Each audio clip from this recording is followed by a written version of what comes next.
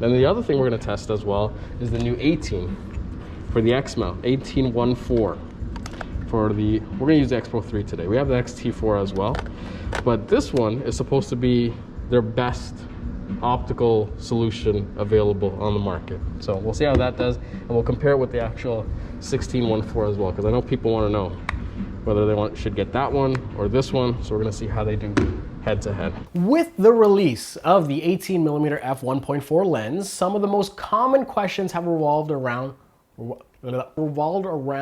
16mm f1.4 and how this compares. Which one is better? Which one should I get? Why isn't there an update to the 35mm f1.4? Okay, the last one's my question.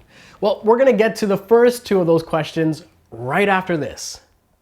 That's your cue to play the intro. That's your cue, like play the music so I know.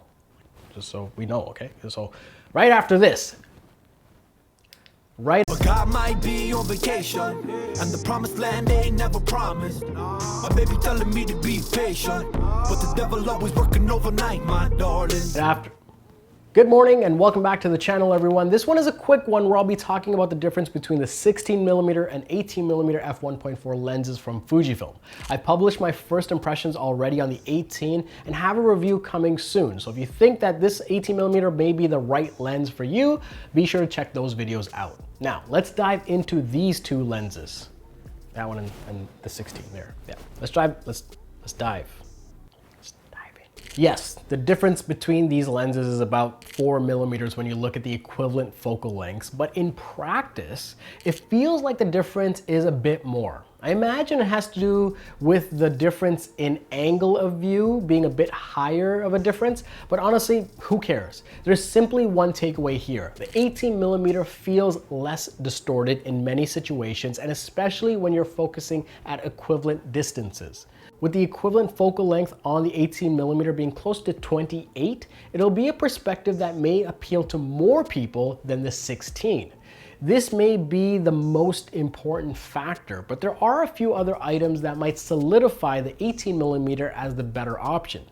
This lens has 3 aspherical elements, which translates to some fantastic corner-to-corner sharpness in most of your images. Usually I hear these claims and try to temper my expectations, but this lens is really impressive, even wide open. The 18mm is also smaller, lighter, and adopts a focusing ring that goes to infinity. It isn't a clutch focus mechanism, but that might not matter to most people. Plus, there is one major differentiator that may make you forget about the manual focus clutch, and that's the linear focusing motor. This lens focuses stupid fast, and noticeably faster than the 16mm f1.4. All in all, the new 18mm really caters to people that want to capture their environment, especially when the environment isn't as predictable. The 16mm f1.4 is regarded as one of the best lenses for the X mount because of its image quality and unique build. You have a metal body and weather sealing like the 18mm f1.4, but a manual focus clutch with a fixed rotation and hard stops that can make it easier to pull focus.